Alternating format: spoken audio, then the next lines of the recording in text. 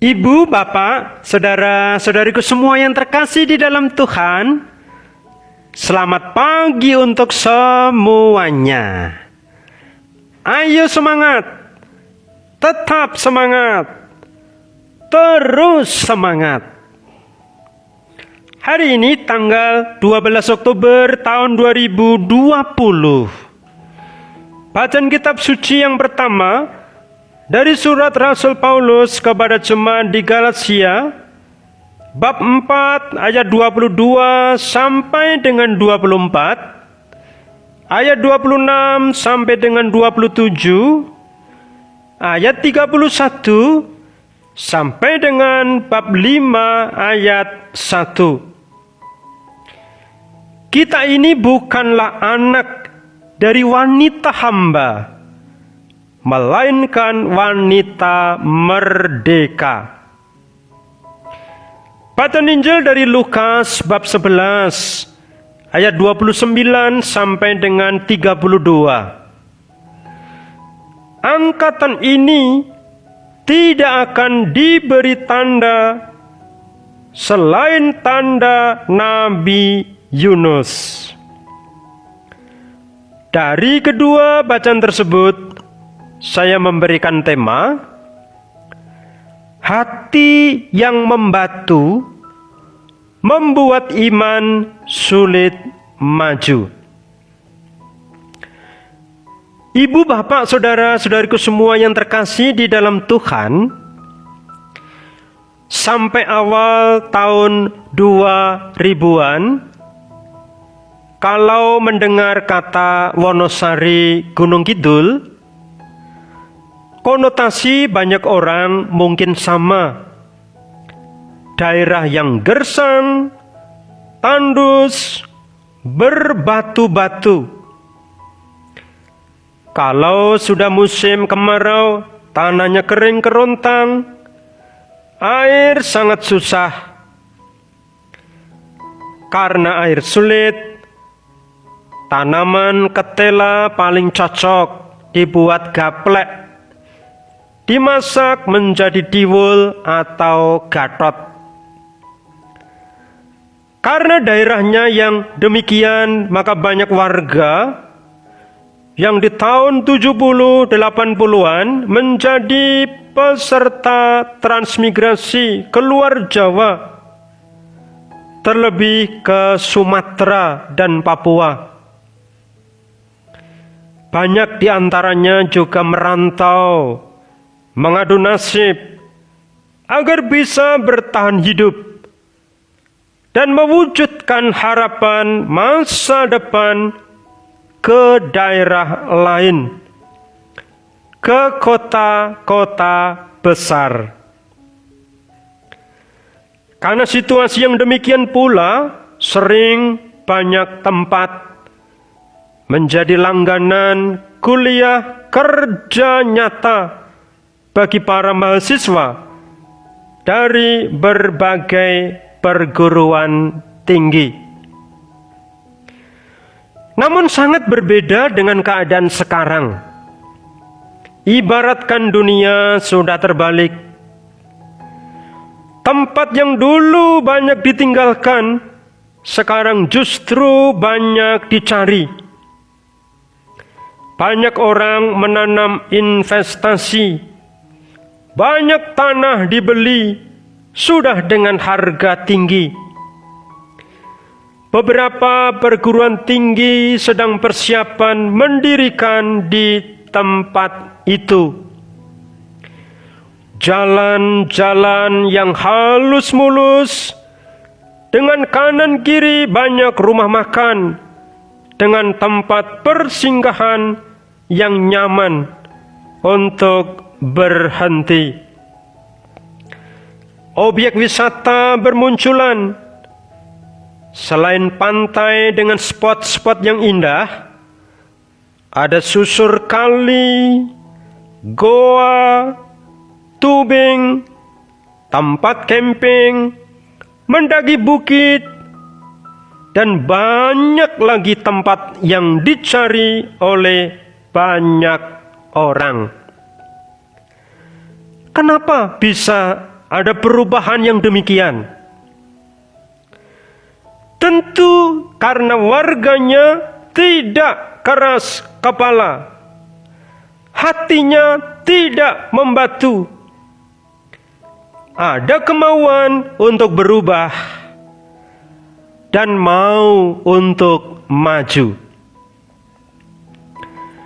Ibu, bapak, saudara-saudariku semua yang terkasih di dalam Tuhan, andai kata hati warganya keras seperti batu-batu yang ada di situ, pastilah sulit maju.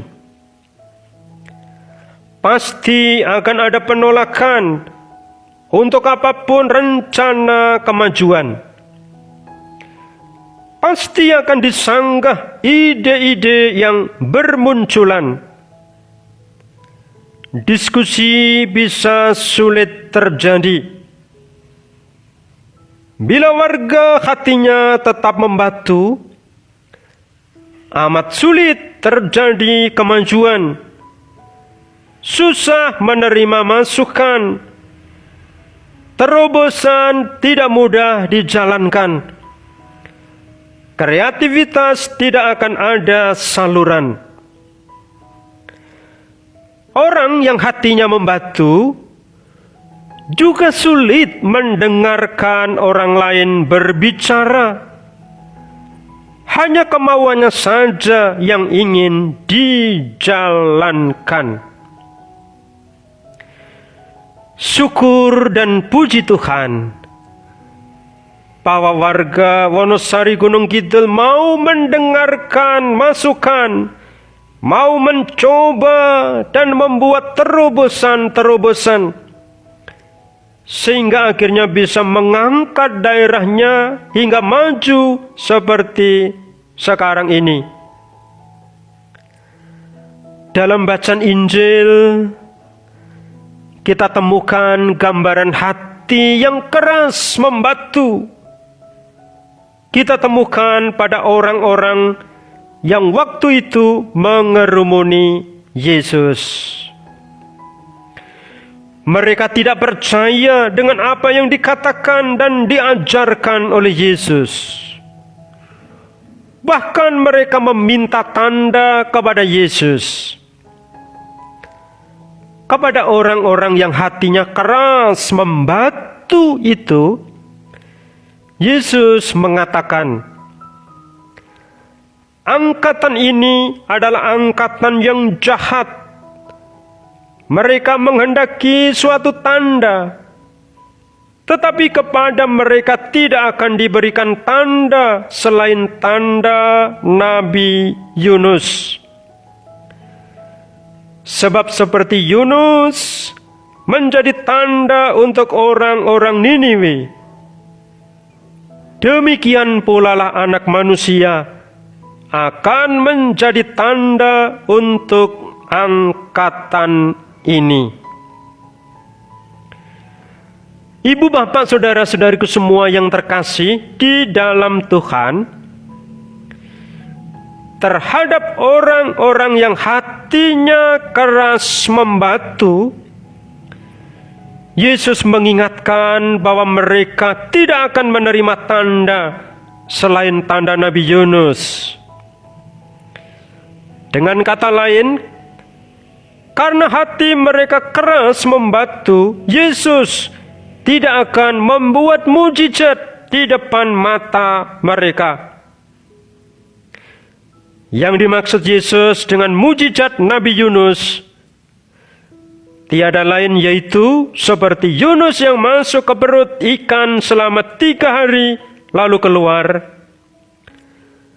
Pada waktunya Yesus akan wafat dan setelah 3 hari akan bangkit.